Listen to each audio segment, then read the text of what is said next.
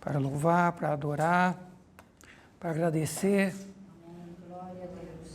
e para receber uma palavra de Deus para os nossos corações. Amém? Continuamos aqui o estudo da semana passada.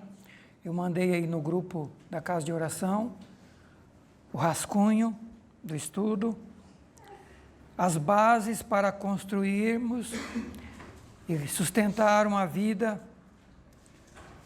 vitoriosa, uma vida cristã vitoriosa e cheia de Deus.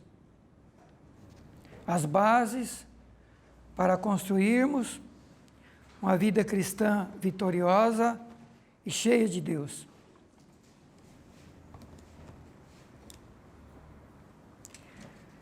Quem deseja ter uma vida vitoriosa? Amém. Todo mundo? Amém. Em todos os aspectos? Amém.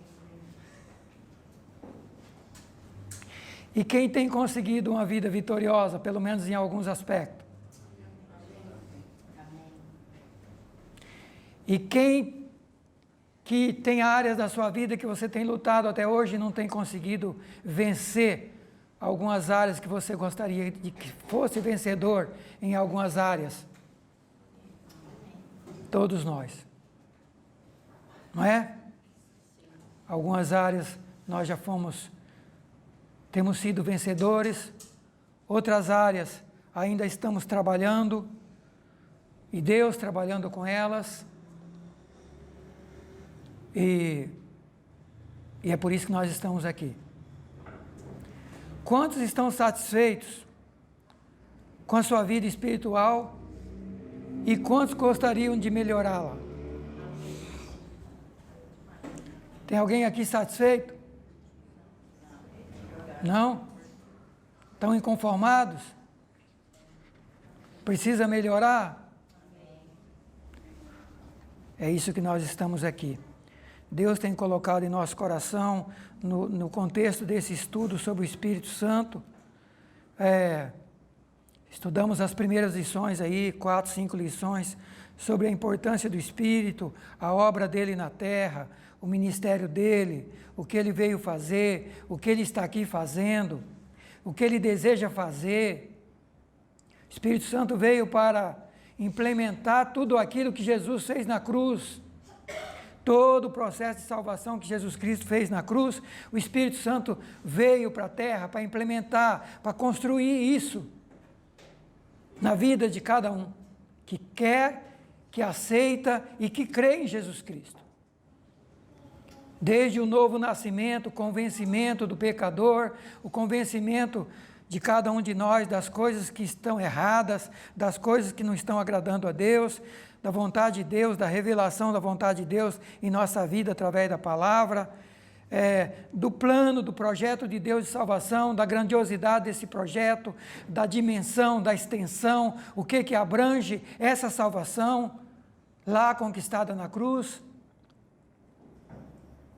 E o Espírito Santo, assim que Jesus foi para o céu, ele mandou o Espírito Santo para a terra, para implementar essa obra na terra, na vida daqueles que creem e daqueles que o aceitam como seu Salvador. O primeiro passo é reconhecer que é pecador, entregar a vida para Jesus Cristo, fazer parte do reino de Deus, entender que sem Jesus nós estamos perdidos, entender que sem Jesus nós estamos arruinados. O salmo que nós lemos lá no Velho Testamento já falando que se o Senhor não construir a casa, em vão edificam os que constroem. Se Deus não construir a casa, em vão trabalham os que edificam a casa.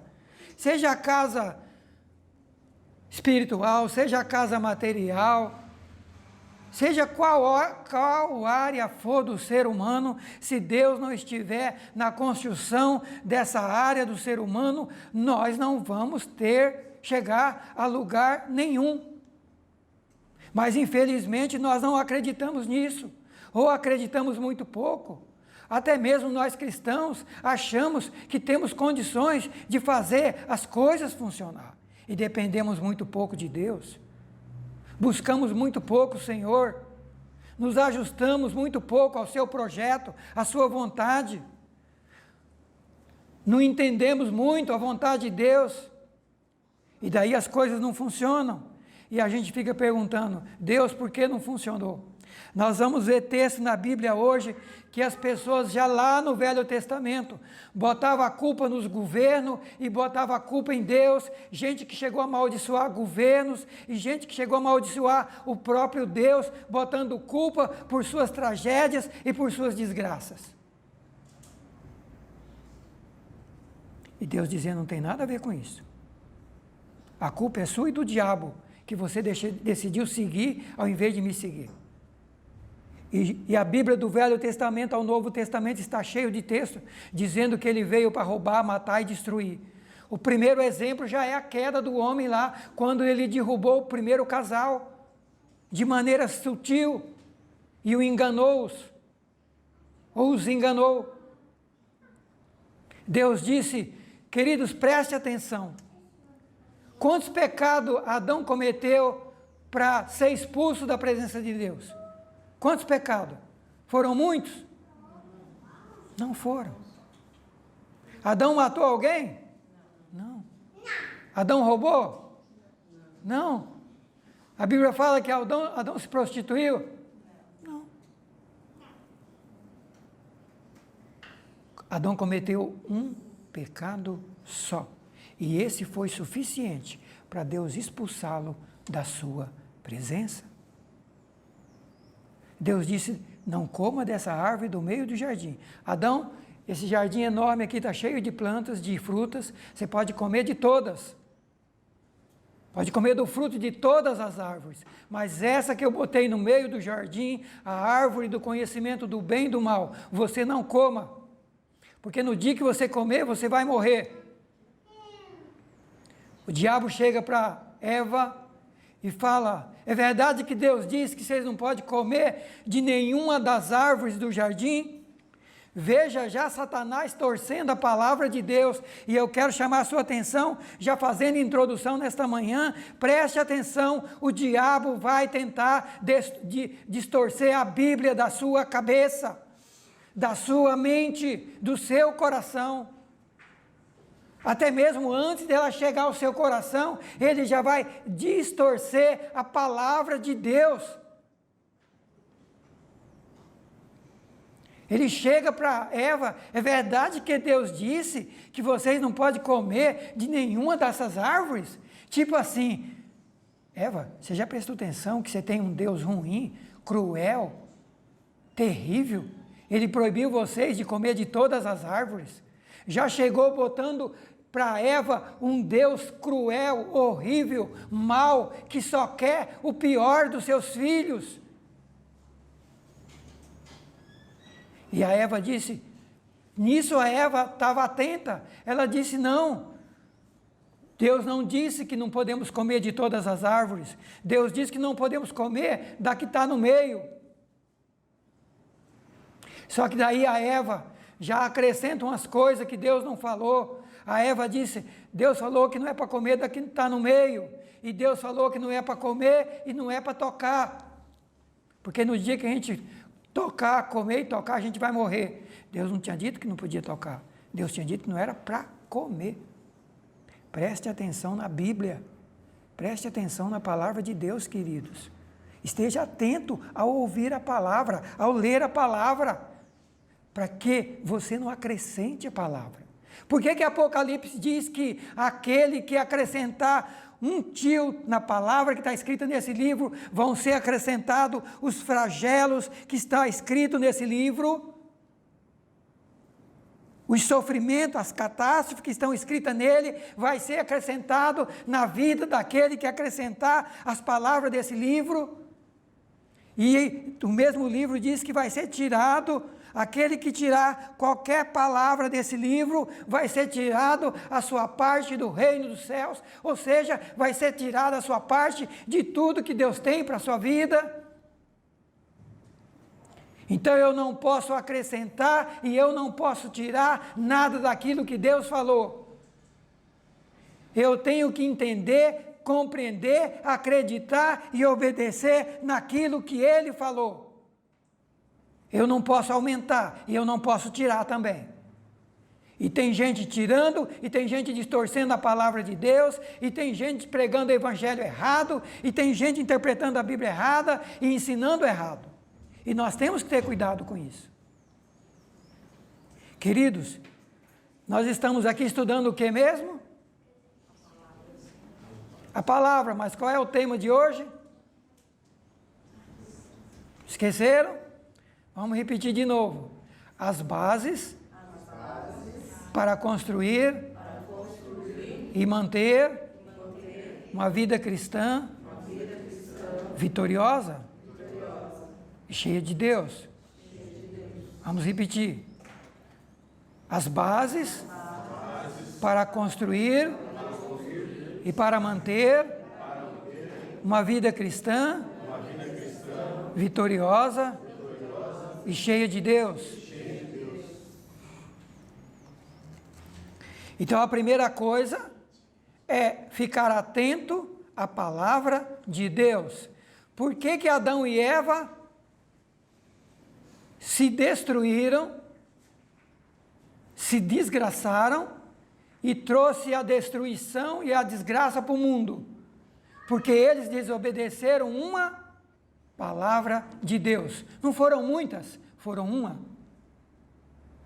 Foram uma.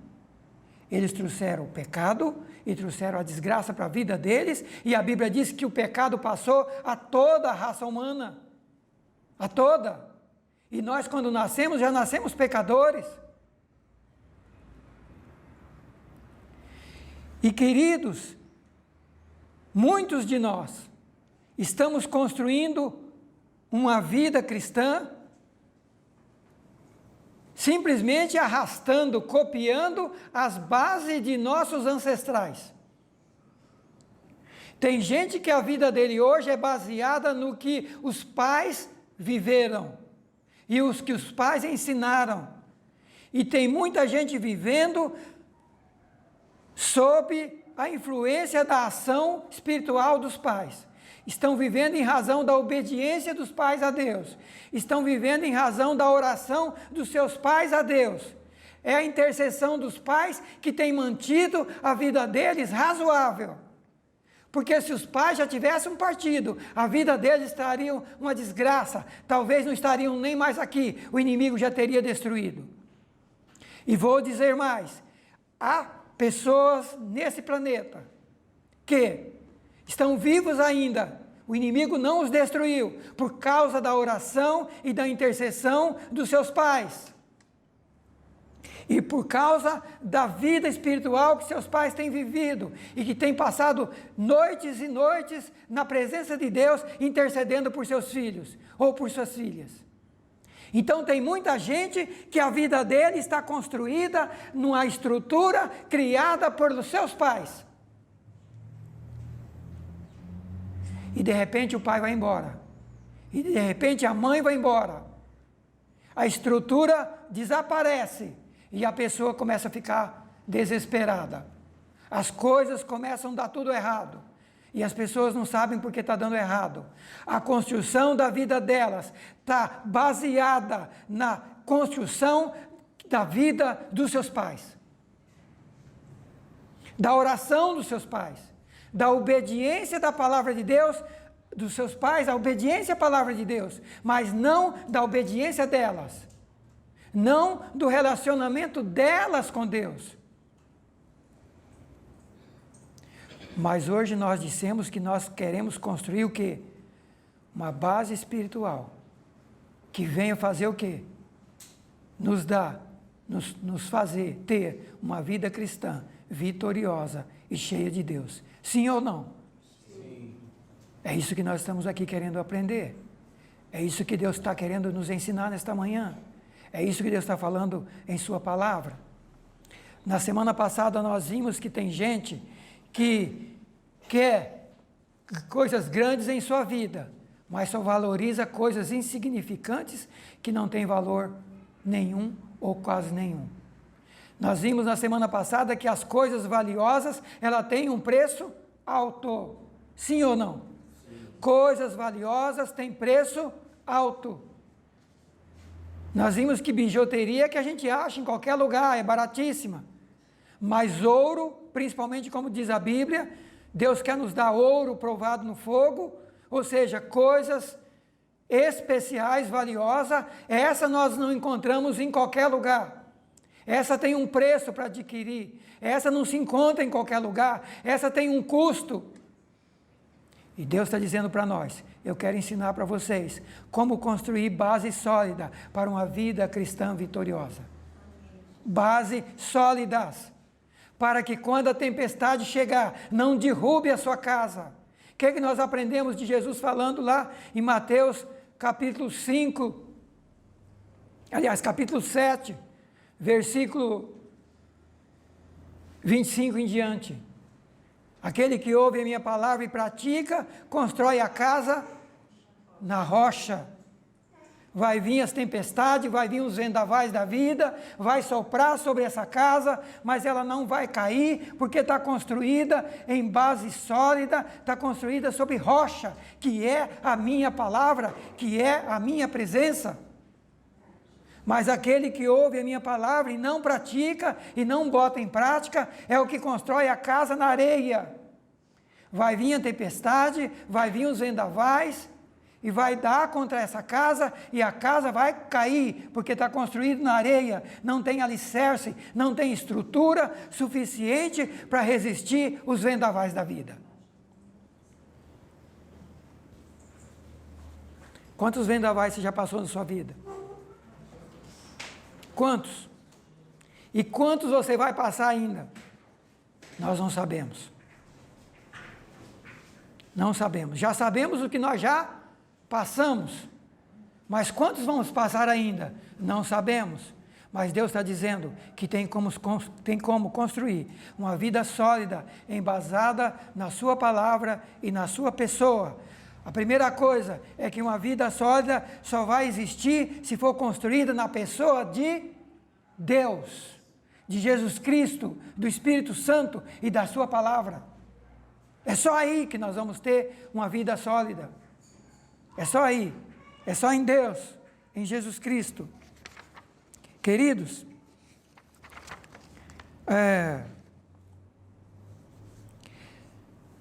mas o segredo para ter Deus em nossas vidas a vida vitoriosa é em Deus, é em Jesus Cristo, é no Espírito Santo, é na sua palavra.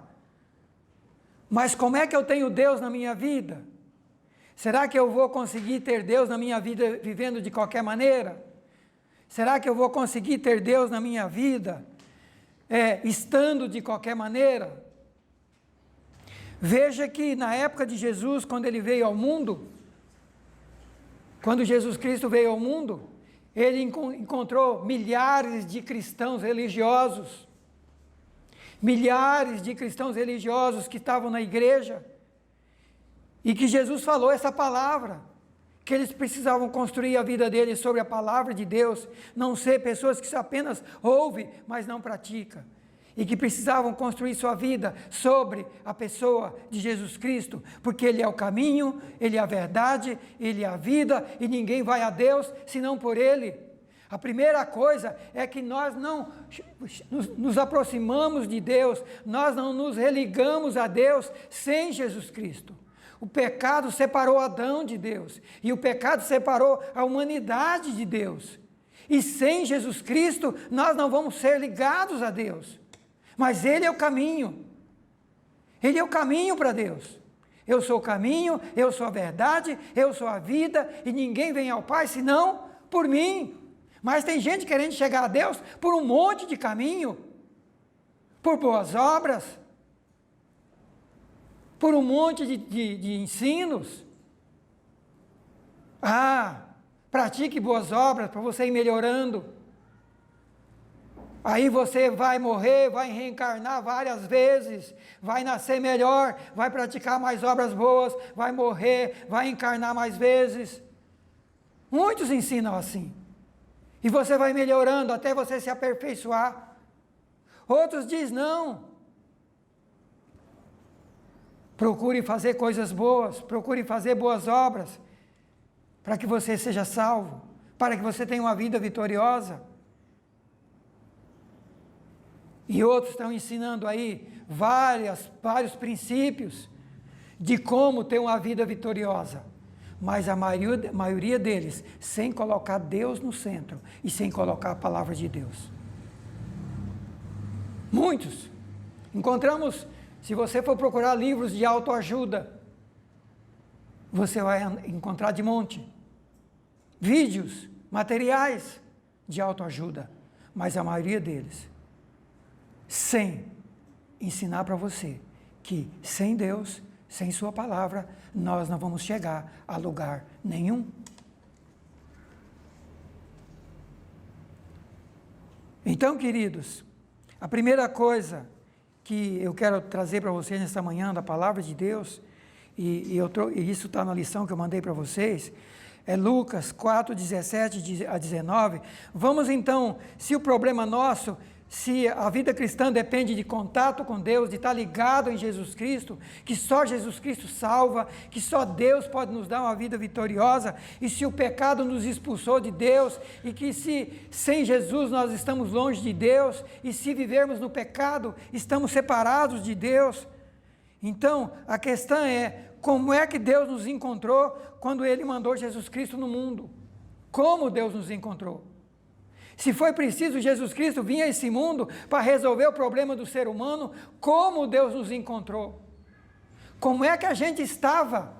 Qual o nosso estado? E o que Deus fez por cada um de nós?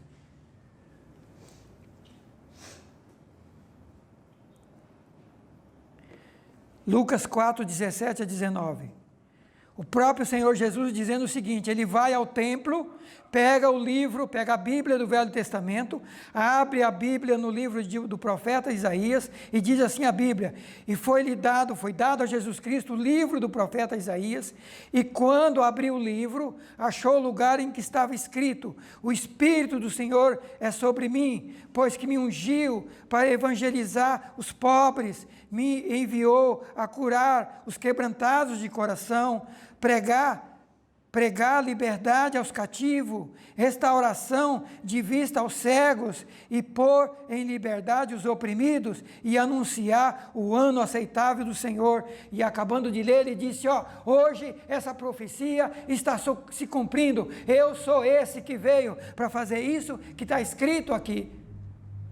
Eu sou esse que o profeta falou, que o Espírito viria e que ungiria para evangelizar pobre, para curar quebrantado, para pregar liberdade a cativo, restauração de vista a quem está cego e pôr em liberdade oprimido e anunciar o ano aceitável do Senhor, o ano da salvação, o tempo da salvação, porque a salvação tem um tempo e vai fechar a porta da salvação, vai se encerrar e não vai ter mais salvação. Eu sou essa pessoa que veio para trazer essa mensagem, a mensagem do Evangelho, a mensagem da salvação, e vim para derramar o meu sangue, dar a minha vida para salvar todo mundo. Então, queridos, a primeira coisa é que a Bíblia nos diz que o próprio Senhor Jesus, Ele veio na terra, por causa de quê? Como é que nós estávamos? Qual era o estado do homem? E qual é o estado do homem longe de Deus? Primeiro, pobre. Segundo, quebrado. Terceiro, cativo. Quarto, destruído, por isso precisa de restauração. E quinto, oprimido. Esse é o nosso estado. Esse é o estado do homem sem Deus. Mas nós queremos ter uma vida abundante. Mas nós queremos ser vitoriosos. Mas a Bíblia está dizendo que sem Deus nós estamos assim, quebrados, pobres, quebrados, cativos, oprimidos, perdidos. É assim que estamos. É assim que o ser humano está sem Deus. E a Bíblia continua dizendo, Efésios 2, Ele nos deu vida estando mortos em pecados e ofensa. Ou seja, como é que Ele nos encontrou? Mortos em pecados e ofensas. Mortos em pecados e ofensas.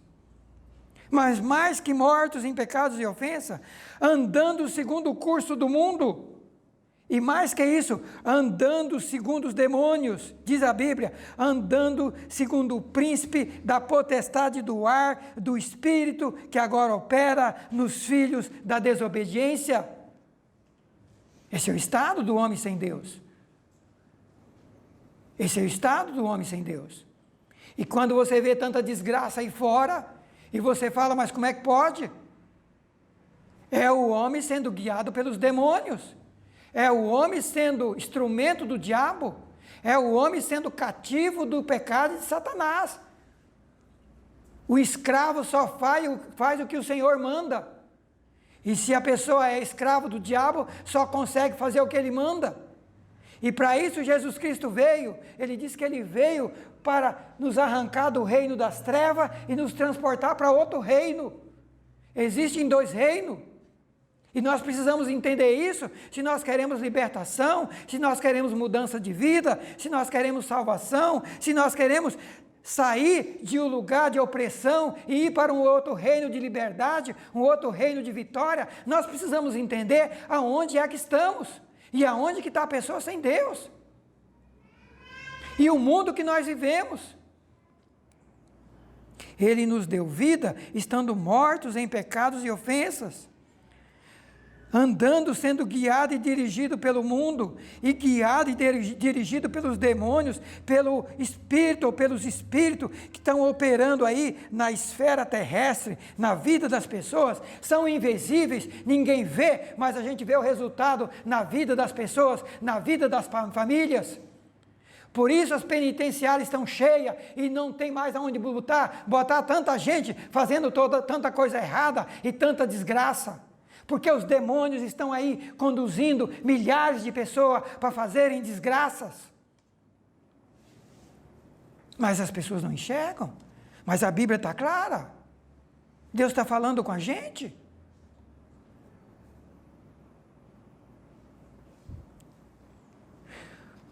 Andando segundo o mundo, segundo o príncipe da potestade do ar, do espírito, que agora opera nos filhos da desobediência.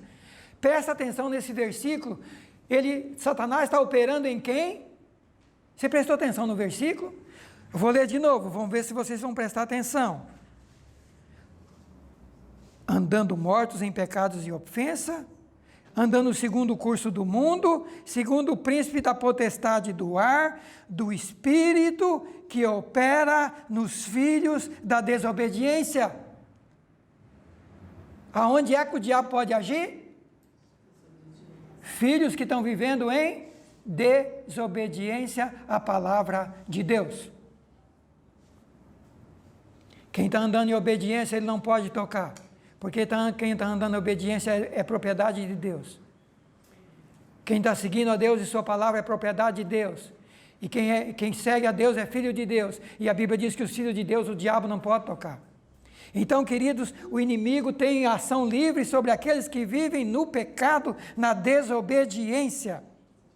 Mas se Deus está falando que esse é o estado do homem sem Deus, no versículo de Lucas 4, quando fala que Jesus veio para evangelizar pobres, quebrados, cativos, cegos, restaurar cegos e libertar o oprimido, ele está dizendo que foi esse o estado que ele nos encontrou, mas por outro lado ele está dizendo que ele veio para fazer o quê? Restaurar toda essa situação nossa. Amém? Ele veio para mudar essa situação. Está dizendo, o Espírito do Senhor me ungiu para mudar essa situação. Curar quebrantados de coração, pregar, libertar quem está cativo, restaurar quem está cego e botar em liberdade quem está oprimido. Se o diabo veio para aprisionar as pessoas, para matar, roubar e destruir, o Senhor está dizendo, eu vim para libertar você da opressão, da escravidão, da ação do inimigo, eu vim para quebrar tudo isso, eu tenho um lugar onde você vai ter paz, eu tenho um lugar que você vai ter alegria, que você vai ter rumo para a sua vida, para a sua família, mas é num outro lugar, você tem que sair do reino das trevas, você tem que ir para o reino da luz. No versículo de Efésios também, quando ele diz que nós estávamos mortos, andando segundo os demônios. Agora, olha que bonito a parte final do versículo. Mas Deus, quando a gente estava assim, mortos, sendo dirigido pelo diabo, a Bíblia diz, mas Deus, que é riquíssimo em misericórdia, por causa do muito amor com que nos amou, quando nós estávamos mortos em nossos pecados, Ele nos deu vida, juntamente com Jesus Cristo, porque pela graça nós somos salvos. Aleluia! Estávamos mortos, prisioneiros, desgraçados, destruídos, arruinados, mas a Bíblia está dizendo para mim e para você, mas Deus, quando olhou para essa situação, mandou Jesus Cristo para nos libertar e trazer vida, e vida com abundância. Se por um lado está mostrando o estado do homem, por outro lado, preste atenção, está mostrando o que Deus fez e o que Deus está fazendo para mudar a nossa vida.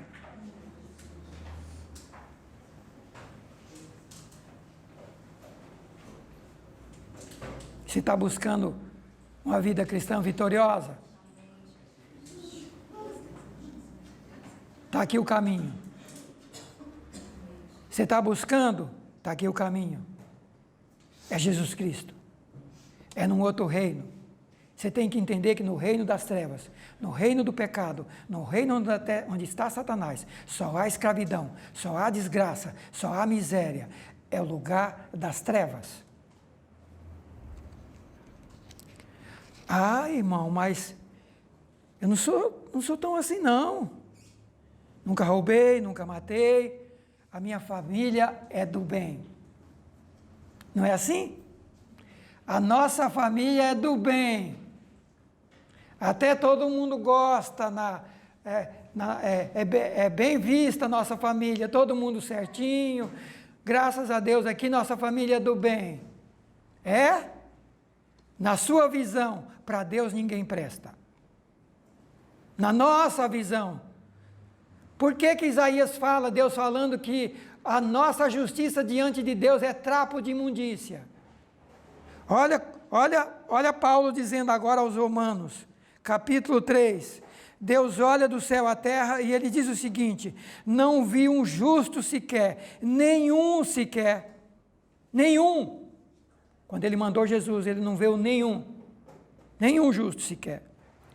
Não há ninguém que entenda, não há ninguém buscando a Deus, todos estão extraviados e todos se fizeram inúteis.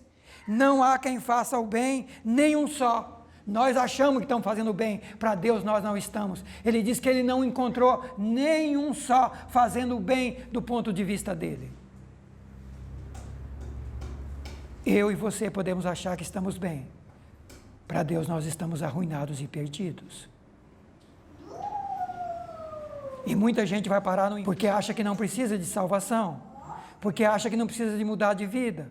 Os fariseus da época de Jesus, os religiosos da época de Jesus, perderam a salvação e sofreram as consequências porque achavam que estavam santos, estavam perfeitos, não precisavam de mudança.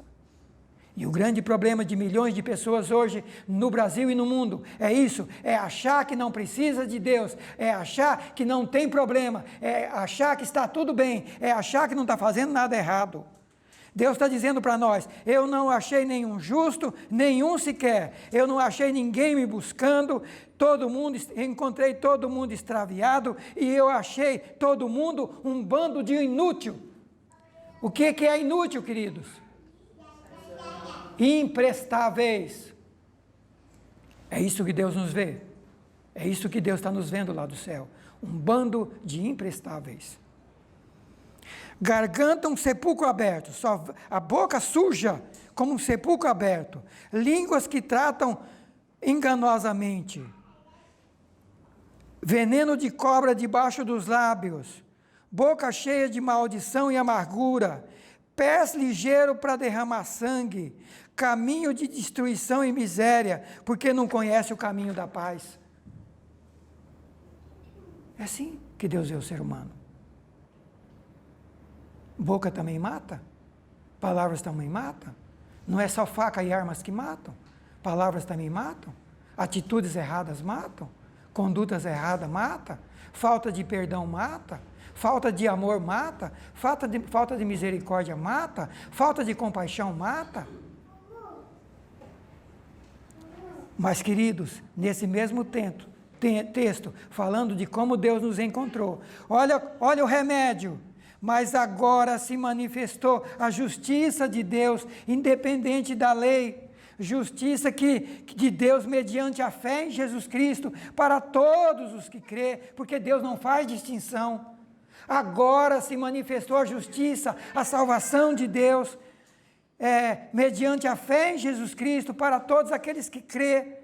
Porque todos pecaram e foram expulsos da glória de Deus, mas sendo justificado mediante a sua graça, a redenção que há em Cristo Jesus, a gente pode ser justificado, pode ser perdoado, pode ser transformado, pode receber Deus de novo em nossas vidas, e podemos ser arrancados do reino das trevas, do reino dos demônios, e ser levados para o reino de Deus. Aleluia! No mesmo texto que está falando do estado do homem, está falando do remédio de Deus, do projeto de salvação, da graça salvadora na pessoa de Jesus Cristo.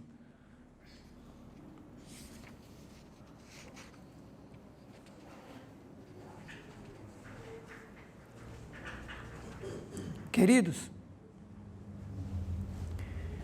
1 João capítulo 3, versículos 7 e 8. Filhinho, ninguém vos engane. Quem pratica a justiça é justo, assim como ele é justo. Mas quem comete pecado é do diabo, porque o diabo peca desde os princípios. Então, se cometermos um pecado só, nós somos pecadores. E um pecado só pode levar eu e você para o inferno. Porque levou Adão para o inferno. Inferno que trouxe até nós hoje, um pecado só, mas uma obra só de ressalvação na cruz do Calvário, veio para tirar o pecado de todos nós.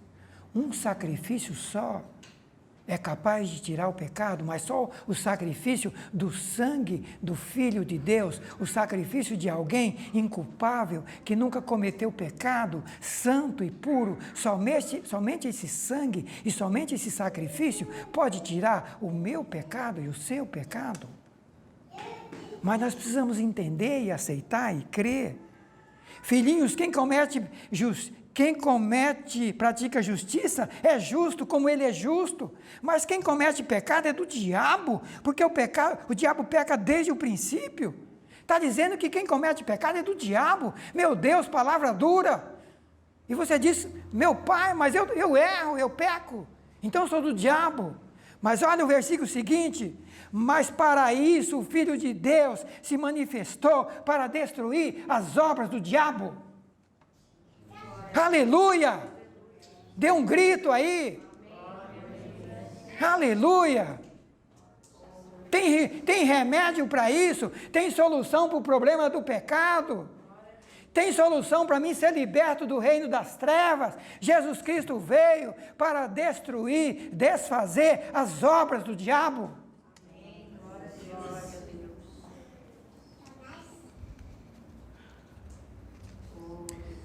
João 8, 34, 36.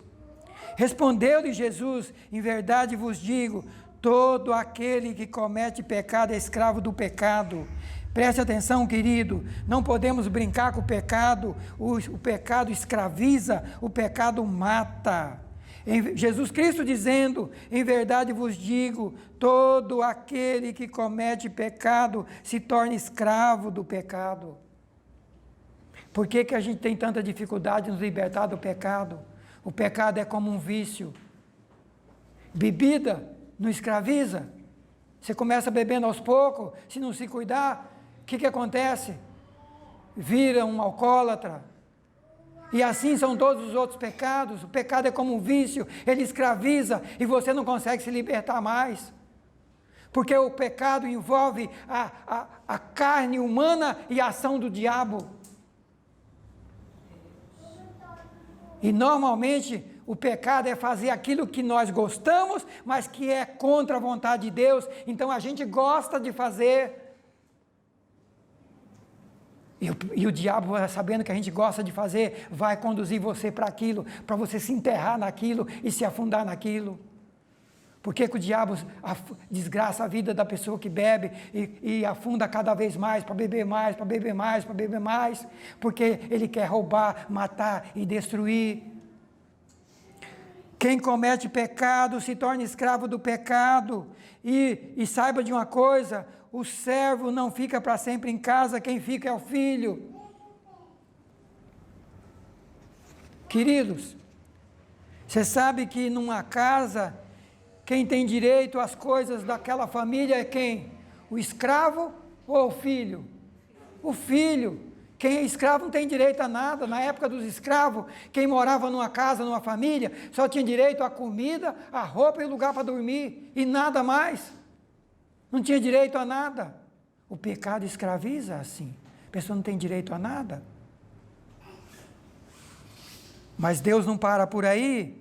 Se Jesus mesmo dizendo, mas se o Filho vos libertar, verdadeiramente sereis livres. Aleluia!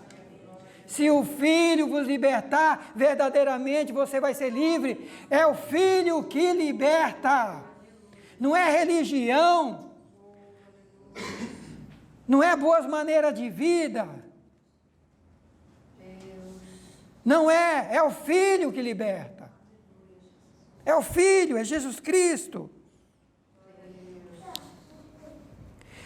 Agora, João capítulo 10, versículos 7 a 11. Tornou, por Jesus, a dizer-lhes, em verdade vos digo, que eu sou a porta das ovelhas. Todos quantos vieram antes de mim, são ladrões e salteadores, mas as ovelhas não os ouvirão, ou não os ouviram. Eu sou a porta, se alguém entrar por mim, salvar-se-á, entrará e sairá e achará pastagem. O ladrão não vem senão a roubar, matar e destruir, mas eu vim para que tenham vida e a tenham com abundância. Eu sou o bom pastor e o bom pastor dá a sua vida pelas suas ovelhas. Agora Jesus Cristo chega para nós e diz, olha meu filho, já falei sobre o pecado, já falei sobre o que eu vim fazer e agora estou acrescentando mais uma coisa. Eu quero dizer para você que eu sou a porta das ovelhas. Ele compara agora a vida espiritual, o reino, como um curral de ovelhas. Um curral onde se prende animais. E ele fala, ó, eu sou a porta das ovelhas.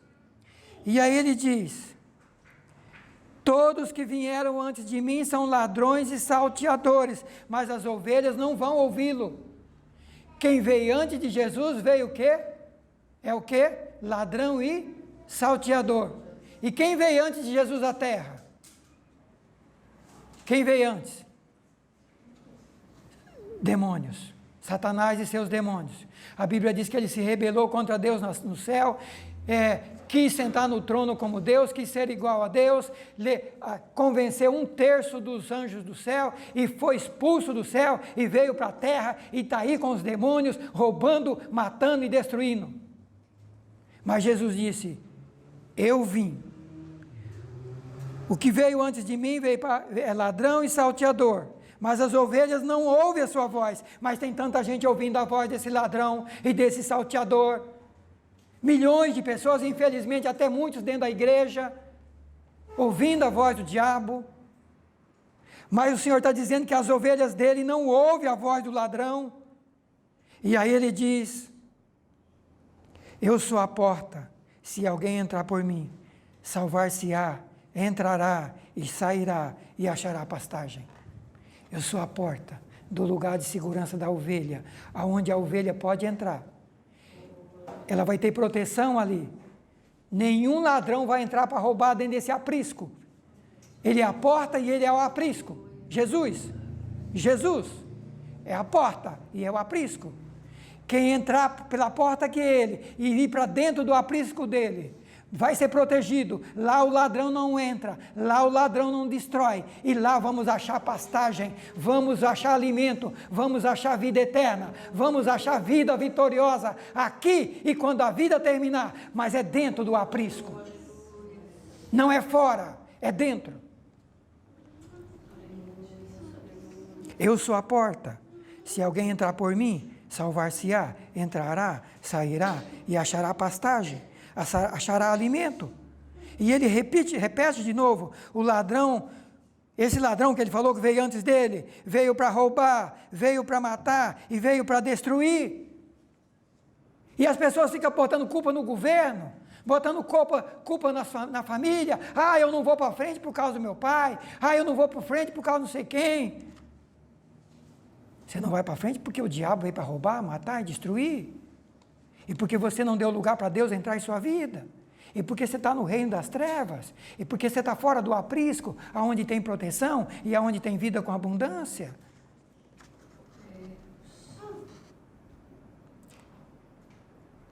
O ladrão vem para roubar, matar e destruir, mas eu vim para que tenham vida e tenham com abundância. Repita comigo.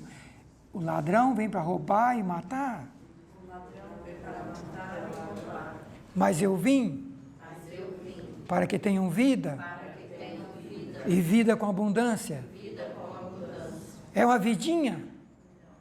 É uma vida qualquer? É vida com abundância em todas as áreas. Você vai ter problema? Vai. O inimigo vai lutar contra você? Vai. O mundo vai se levantar contra você? Vai.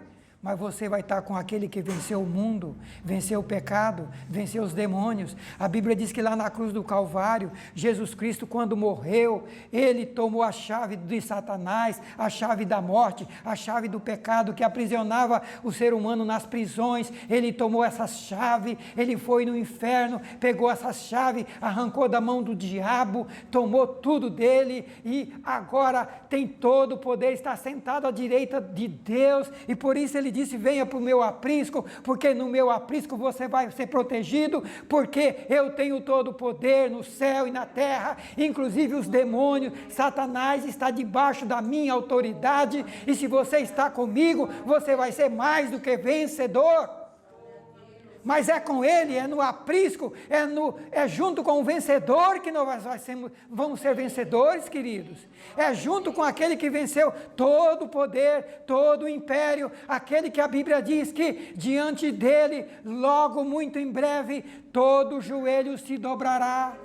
Todo joelho se dobrará, inclusive os demônios, inclusive Satanás, inclusive os impérios do mundo que zomba do Evangelho, que zombra do cristão, eles se dobrarão diante de Jesus Cristo e terão que confessar que só Jesus Cristo é o Senhor.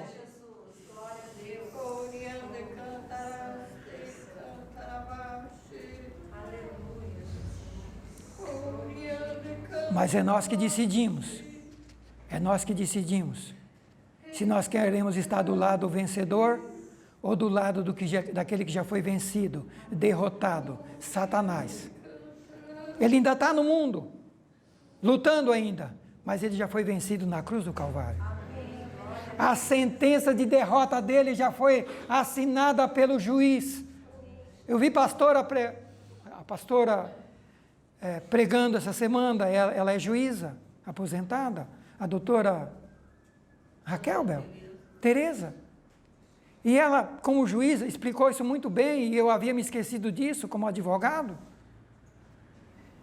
de que o juiz julga e condena alguém, ou a pagar alguma coisa para alguém, ou condena alguém à prisão porque fez alguma coisa errada. E quando ele assina aquela sentença nem sempre começa a valer daquele momento. Porque a pessoa pode recorrer às instâncias superiores e aquela sentença de condenação fica parada, até julgar os recursos. Mas quando não tiver mais recurso, volta para a primeira instância para fazer valer aquela sentença. E a gente chama isso em direito, execução de sentença, é o segundo processo. O primeiro processo é aquele para saber se a pessoa vai ser condenada ou não. E às vezes o juiz condena e o processo demora, porque a pessoa sai recorrendo e tem que esperar terminar todos os recursos. Terminou todos os recursos, foi até Brasília, terminou todos os recursos, volta para executar a sentença. E quando for executar a sentença, uma coisa impressionante que ela falou, e é real, o juiz não precisa assinar mais, ele já assinou a sentença. O juiz que julgou a primeira vez, ele já fez a parte dele. A gente chama isso em direito, ele terminou a prestação jurisdicional. Ele já fez a parte dele, ele já assinou. Se não houve alteração da sentença, a sentença está ali, vai ser executada tal qual. Se é prisão de 10 anos, vai mandar prender 10 anos. Se é para condenar tantos mil, porque não pagou os direitos do empregado, não pagou uma dívida, enfim, vai ter que pagar. Custe o que custar, vai entrar a fase da execução da sentença. Jesus Cristo há 2000 anos conquistou a nossa vitória na cruz do Calvário. Já assinou a sentença de condenação do diabo, já tomou todo o poder dele, mas nós estamos na fase da execução da sentença. E Efésios diz que para ele estar reinando, e para que ele reine e coloque todo mundo debaixo dos pés, ele está usando a igreja. É eu e você que estamos aqui executando a sentença.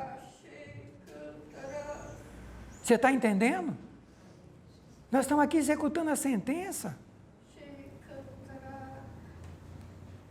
Botando o diabo para correr das nossas vidas e da vida daqueles a quem nós estamos falando de Deus.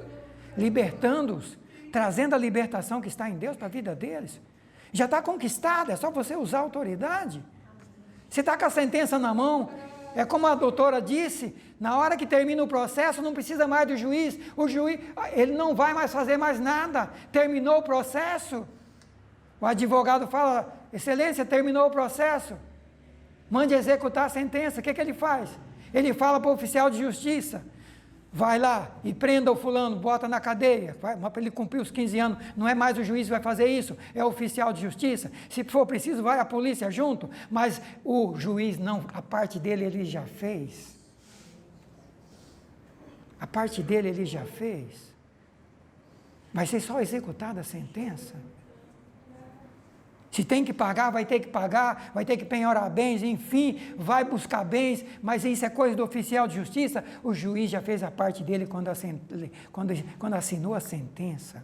A sentença da nossa libertação e da condenação do diabo foi assinada há 2000 anos na cruz do Calvário, e eu e você precisamos nos apropriar dela e fazer valer na nossa vida essa sentença de libertação nas nossas vidas e de nossas famílias e de todos aqueles a quem nós amamos. Queridos, nós paramos por aqui hoje. Não estamos nem na metade dos textos.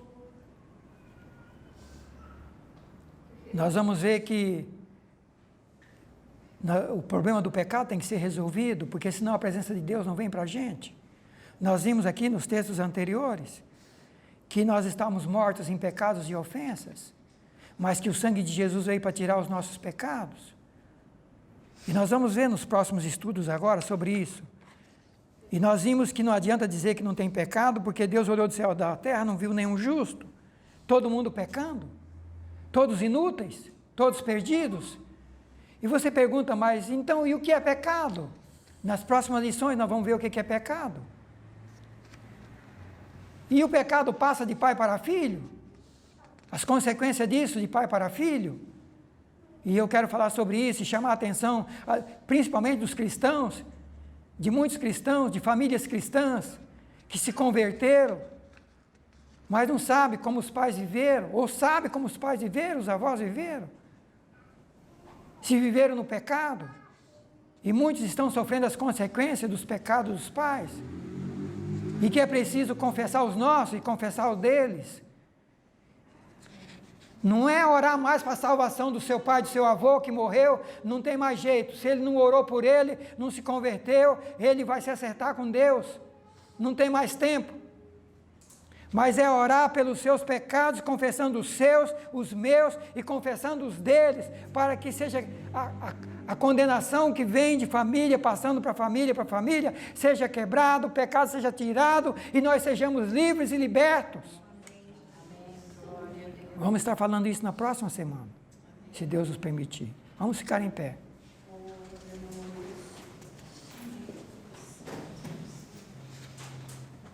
Quantos querem construir as bases de uma vida cristã vitoriosa? Amém? Algumas coisas passamos para vocês nesta manhã. Guarde no seu coração. A lição foi mandada para o WhatsApp aí da casa de oração. Se você não tem, peça, a gente vai enviar para você. Os textos estão aí. Vamos orar. Feche seus olhos. Obrigado, Pai, pela tua palavra nesta manhã.